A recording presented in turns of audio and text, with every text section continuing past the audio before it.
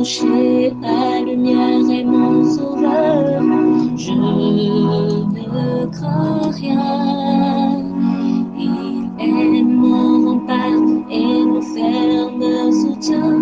De qui pourrais-je avoir peur? Shalom. Nous avons aujourd'hui la croquette biblique numéro 234 tirée de Job au chapitre 23, le verset 6 et le verset 7. Il y est écrit: emploierait-il toute sa force à me combattre? Ne daignerait-il pas au moins m'écouter?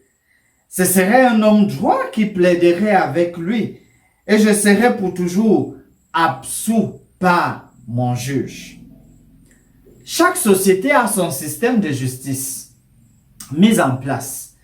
Et à l'époque de Job, il y avait évidemment aussi le système de justice. Sauf que maintenant, le juge, à cette époque-là, jouait aussi le rôle des officiers de police dans notre société actuelle. C'est-à-dire que c'est le juge qui, en même temps, devait investiguer, mener les enquêtes. Et avant donc de voir la solution et comment trancher l'affaire. L'idée derrière les enquêtes à mener par le juge, c'est que le juge prenait donc assez de temps pour écouter la victime ou la personne mise en cause. Prenait assez de temps. Voilà l'idée que Job a en tête ici. Parce que voilà, déjà il convoque Dieu comme devant être ce juge-là. Il s'attend, il sait que Dieu est quelqu'un de juste, de droit, et il a donc comme cette assurance, cette garantie qu'il va être absous. D'ailleurs, il le dit, et je serai pour toujours absous par mon juge. À la fin du verset 7, on voit cette idée être prononcée. L'idée de l'écoute.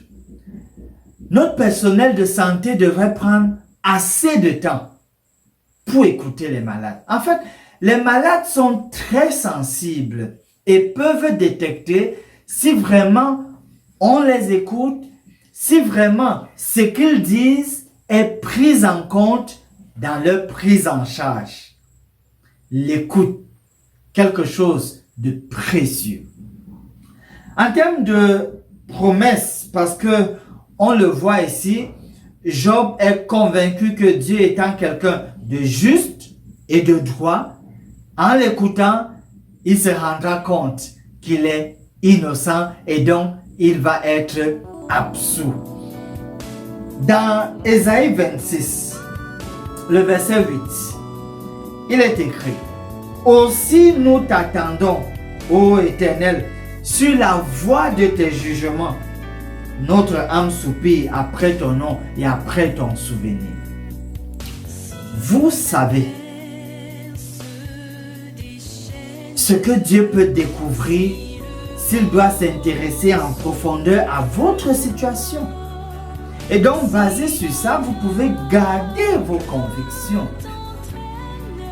Surtout quand vous ne vous reprochez de rien.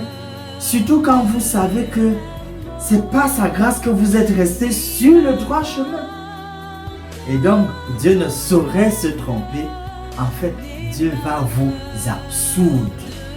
En attendant, il vous donne la force de tenir. Tenez donc bon. Finissons par ce mot de prière. Nous venons à toi, Seigneur, afin que tu nous aides à être sensibles à ceux qui souffrent autour de nous. Nous avons besoin de ton esprit pour ressentir le besoin d'assister les malades autour de nous.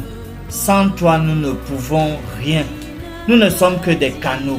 Utilise-nous pour la gloire de ton nom. C'est notre prière par Jésus notre Sauveur. Amen.